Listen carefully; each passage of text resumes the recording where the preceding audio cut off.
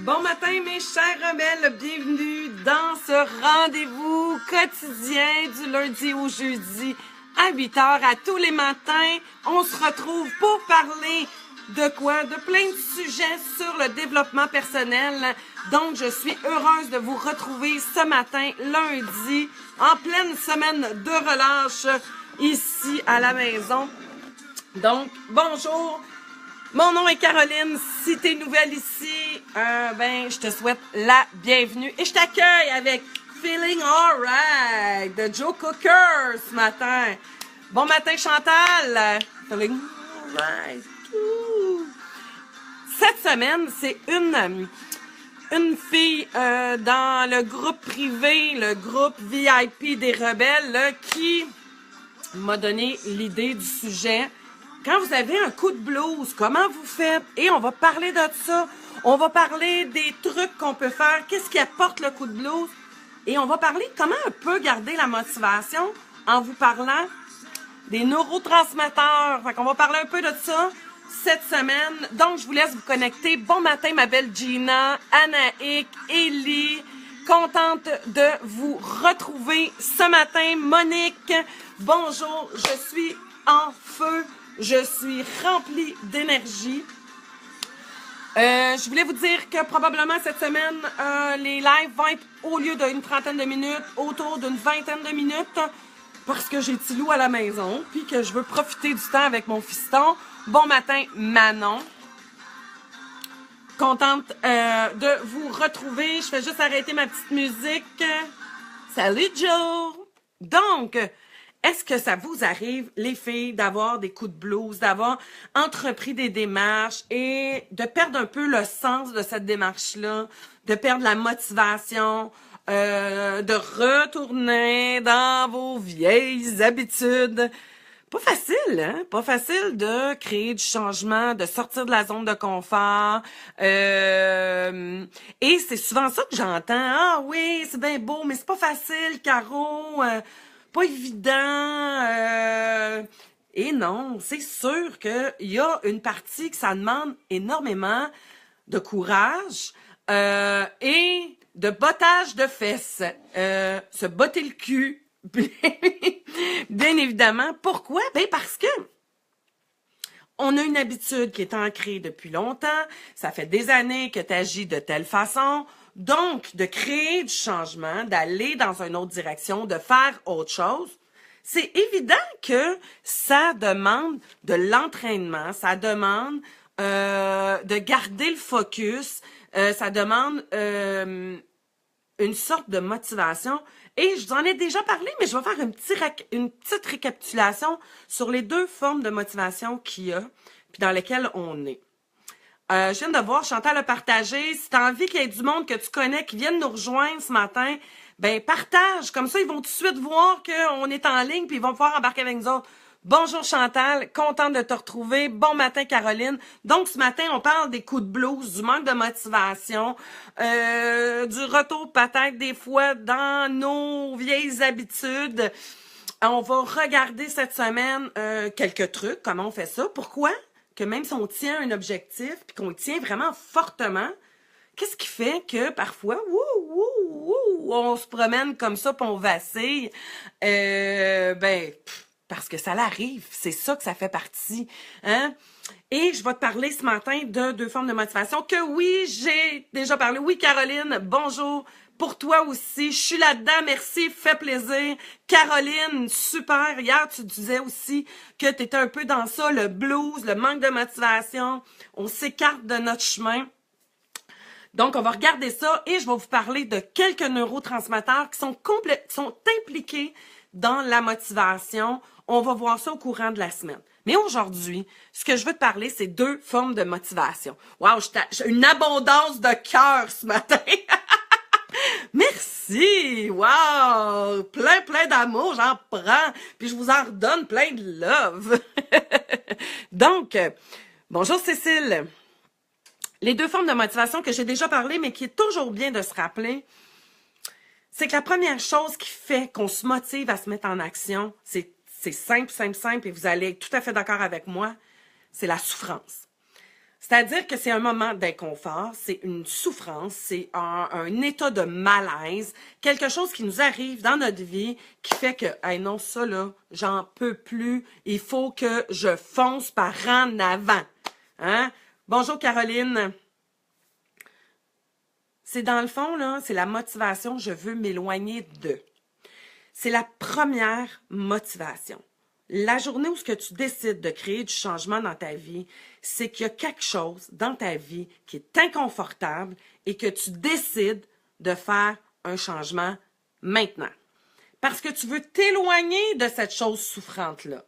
Est-ce que vous avez des images dans votre tête? Est-ce que vous avez des souvenirs dans votre vie où c'est là où tu t'es mis en action? On va remarquer quelqu'un qui va changer son alimentation, un trouble de santé. Excusez, je nettoie ma lunette parce qu'il y a quelque chose dedans et ça m'énerve. Un trouble de santé. Quelqu'un qui a été malade autour d'elle ou de lui. Un surpoids. C'est drôle, hein, parce que moi, c'est souvent comme ça. J'avais déjà parlé de quand j'étais au volant de mon auto puis que je sentais le petit bourrelet ici, l'indice du petit bourrelet, pour moi, c'était un déclencheur que c'était temps que je fasse de quoi puis que je me remette à faire un peu d'exercice. Donc, oui, le changement donc, une souffrance quelconque. Une difficulté à respirer, tu vas arrêter de la cigarette. Tu consommes ou tu abuses de certaines substances, que ce soit dans l'alcool, le pot, le sexe, les relations amoureuses. Les relations amoureuses, là, c'est souvent là qu'une personne, lors d'une séparation ou d'une relation toxique, c'est souvent à ce moment-là que la personne, après cette fin de relation-là, va se dire, écoute, il faut que je fasse de quoi, ça n'a pas de bon sens, je suis tellement malheureuse dans mes relations, je souffre tellement, j'ai tellement mal, donc décide de faire un cheminement personnel. Donc, il arrive un événement qui te fait souffrir duquel tu veux t'éloigner. Fait que donc, bonjour Laurence, je suis contente que tu sois là. Donc, une des raisons, une des premières motivations au changement, c'est quoi? C'est de m'éloigner de. Je veux m'éloigner de cette chose-là dans laquelle je suis pas bien. Et, hey Chantal, tu peux-tu arrêter, petit cœur, ça me déconcentre. Ça arrête pas de passer. Ça serait gentil. Merci, ma cocotte. J'apprécie beaucoup, beaucoup, beaucoup. S'il y en a trop, là, je vois ça popper, mais ça me déconcentre. Donc, voilà. Il y a en arrière de toi une situation de laquelle tu veux t'éloigner. Première source de motivation. Elle te botte le cul. C'est elle qui fait, tu frappes le mur, ça fait mal, c'est là que tu décides de changer. Elle ne dure pas très longtemps. Ben non. Parce qu'aussitôt que tu as pris une certaine distance avec ta souffrance, qu'est-ce que tu penses qui se passe? Tu sais plus pourquoi tu te mets en action. Bonjour Aline. Bonjour Isabelle. Donc, merci Chantal. Donc, lorsque tu es tu commences à t'éloigner de cette souffrance-là, tu perds le pourquoi tu le faisais. Tu te sens un peu mieux, tu commences à te convaincre que ça va mieux, et ça dure environ 3 semaines à 4 semaines. Aussitôt que tu as déjà enclenché une démarche, qu'il y a un bien-être qui s'est installé, que tu as fait les efforts pour changer, sortir de ta zone qui est là, qui était souffrante, et que tu vas retrouver un certain bien-être, un certain équilibre intérieur, quelle que soit la souffrance, bien là, tu commences à perdre un peu de ta motivation parce que tu es déjà rendu loin. Bonjour Sandra, bienvenue. Et hey, j'aimerais ça, s'il y en a d'entre vous que vous êtes à votre première fois, dites-moi donc, hey, première ou oui, c'est ma première ou j'aime bien ça, savoir qui est là pour la première fois. Sandra, je pense que c'est ta première fois, je t'avais jamais vu encore, je crois. Ou peut-être tu m'écoutes en rediffusion. Donc, première source de motivation, tu veux t'éloigner de. Deuxième source de motivation qui, elle, va te faire durer dans le temps. C'est je m'en vais vers. Je m'éloigne de, je m'en vais vers. Bienvenue Aline, contente. Donc, première source de motivation, celle-là qui te botte le derrière, celle-là qui te met en action, celle-là qui te donne une poussée dans le dos pour te mettre dans ce changement-là, quel que soit le changement, là. On parle de changement. Ce matin, on parle de la difficulté à garder la motivation quand on a un coup de blues. Pourquoi on a un coup de blues? Qu'est-ce qui se passe? Première des choses, c'est que si ta motivation, c'était de t'éloigner de quelque chose, peut-être que tu es rendu là-dedans. 3 semaines, 1 mois, habituellement, il y a une drop de motivation. Donc, il faut que tu installes la deuxième. Petit chou, petite chou, c'est donc bien cute. Bonjour, petit chou. Oui, je l'ai fait, c'est mon entourage qui me comprend plus, car mon changement pour moi est très bénéfique. Mais eux, ils ont peur de voir mon évolution. Non, ils ont peur parce que eux autres, ils sont habitués à un pattern de relation et là, tu viens de changer ton pattern de relation. Et voilà pourquoi. Et eux autres, là, ils se nourrissent par toi-même. Hein? Les relations, c'est ça. Moi, je te nourris, tu me nourris, je te nourris, tu me nourris. C'est toi, tu changes la donne, puis tu changes les règles. Ben l'autre, c'est normal qu'il réagisse parce que lui, il est plus nourri. Donc, tout à fait, tombe dans la compréhension plus que de te sentir que tu es oppressé. Essaye de comprendre pourquoi l'autre en avant de moi réagit. Parce que vous aviez une entente, vous aviez trouvé un équilibre dans votre façon de fonctionner. Toi, tu viens de tout changer la donne en changeant. C'est normal que l'autre réagisse. À partir de là, discuter, passer de trouver un terrain d'entente. Puis ça, oui, ça va être des facteurs. Il y a des facteurs dans l'environnement, dans notre motivation, dans nos comportements, dans nos croyances, dans nos pensées, dans ce qu'on se dit dans notre tête. Tout ça va avoir une influence sur comment tu vas réagir et que tu vas agir dans ton objectif. La deuxième source de motivation que je vous disais qui tient la route beaucoup plus longtemps, mais on va voir que même dans cette source de motivation-là, au courant de la semaine, il y a des hauts, des bas, puis c'est ce qu'on va regarder ensemble. La deuxième, c'est je m'en vais vers. Donc, de te fixer un objectif. Mais pas juste de te fixer un objectif en te disant, bon, je veux perdre 10 livres. Je sais pas, moi, je vais faire du sport 3 fois par semaine. Je vais être bien. Trop large, trop vague, pas assez concret. Faut que tu mettes d'autres choses. Donc, je vais aller où? Qu'est-ce que je veux? Comment je veux me sentir? C'est quoi l'objectif que je vais atteindre? Je vais apprendre l'anglais, je veux faire de la marche à tous les jours, whatever le changement que tu veux dans ta vie. Faut que tu le vois, faut que tu le sentes, faut que tu le ressentes, faut que tu l'entendes, faut que tu le visualises et faut que tu le fasses le plus souvent possible. Parce que l'objectif, tu peux le perdre de vue. Si tu ne vas pas le rendre encore plus puissant à l'intérieur de toi, ça ne tiendra pas la route. Donc, ce matin, je te parle de 2 formes de motivation que ça prend. Demain, puis après-demain, puis après-demain, on va parler de quand on a des coups de blues dans nos changements. Comment on fait? Qu'est-ce qu'on fait avec ça? Qu'est-ce que j'ai dans ma tête qui peut créer le levier, hein? Fait qu'on va parler des neurotransmetteurs aussi. On va parler de qu'est-ce qui crée à l'intérieur. Je veux apprendre à dire non. Good! Dis après moi à voix haute, Caroline. Non. N-O-N, non. Tu viens de le dire. Après ça, c'est pas juste d'apprendre à dire non, c'est de comprendre tout ce qu'il y a en arrière de ton manque d'affirmation. Donc, apprendre à dire non, tu le sais dire non. Ce que tu sais pas, par contre, c'est probablement comment affronter tes peurs, comment te sécuriser, comprendre pourquoi que toi, tu as de la difficulté à t'affirmer et à mettre tes limites. Et là, on parle. Là, c'est ça. Donc, tous ces moyens-là, il y en a plein de moyens. Ça ne sera pas trop mon sujet de la semaine, mais par contre, je trouverais ça peut-être intéressant. Je vais me mettre une petite note. La semaine prochaine, je pourrais mettre l'affirmation. Mais cette semaine, je vais t'expliquer qu'est-ce qui fait que tu as des techniques que tu ne mets pas en place, puis pourquoi qu'on perd la motivation quand on a des coups de blues. Pourquoi, lors d'un changement, puis qu'on veut ce changement-là. Hein, vous voulez tout, là. Je suis convaincue qu'à l'intérieur de vous, vous avez un désir fort et sincère d'aller là où vous voulez aller. Et vous êtes vraiment vrai et authentique lorsque vous l'avouez. Moi, je veux changer.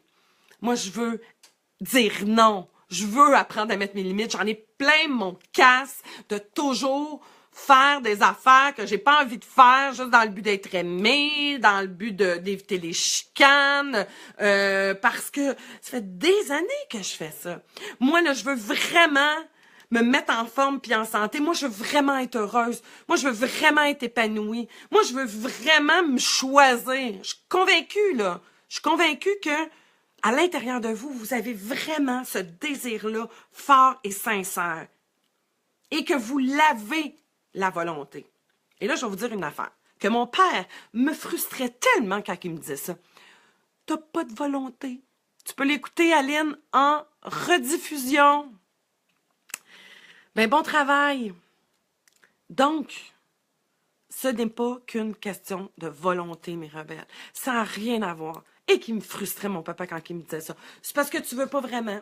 T'as pas assez de volonté. Moi, non, non, non. Puis là, il me sortait ses histoires à lui. Ben oui, on n'est pas fait pareil, papa. Hein?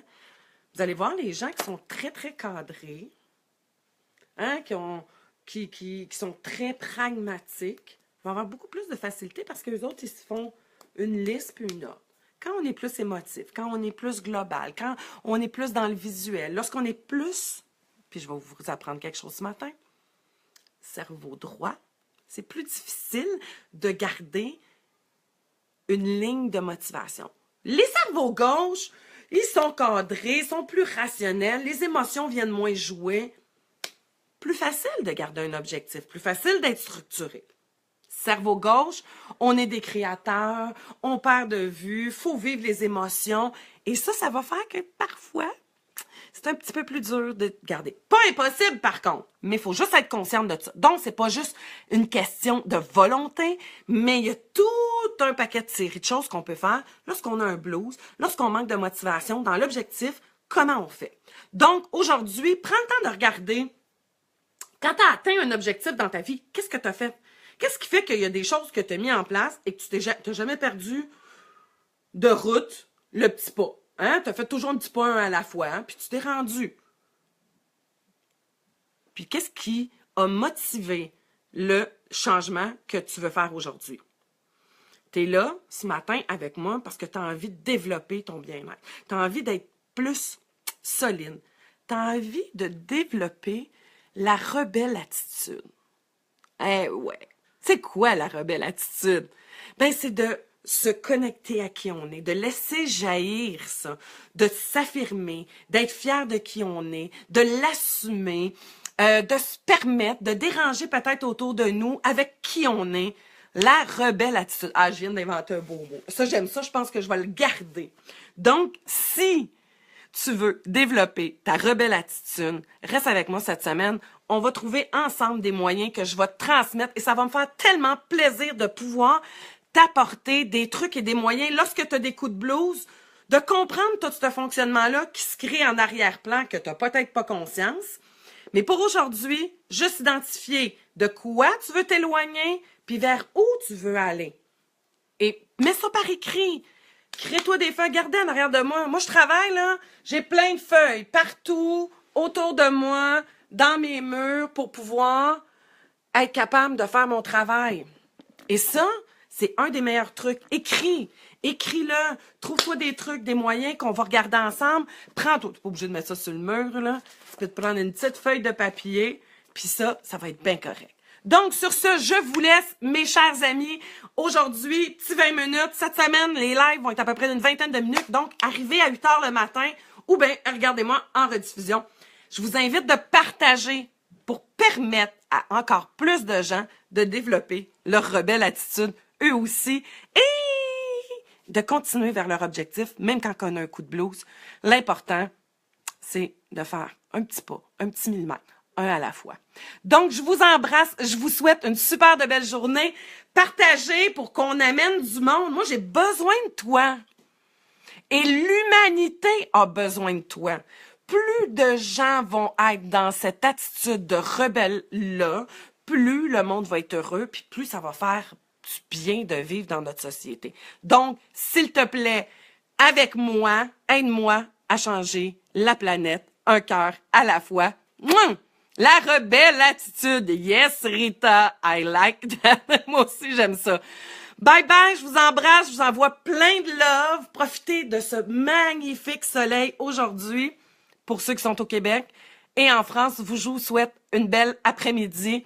Je vous embrasse. On se retrouve demain matin, 8 heures au Québec, 13 heures pour vous en France, en Belgique et dans les Europes. Passez une excellente journée et je vous quitte. Ah, c'est quoi? Santana, ben oui. Yeah!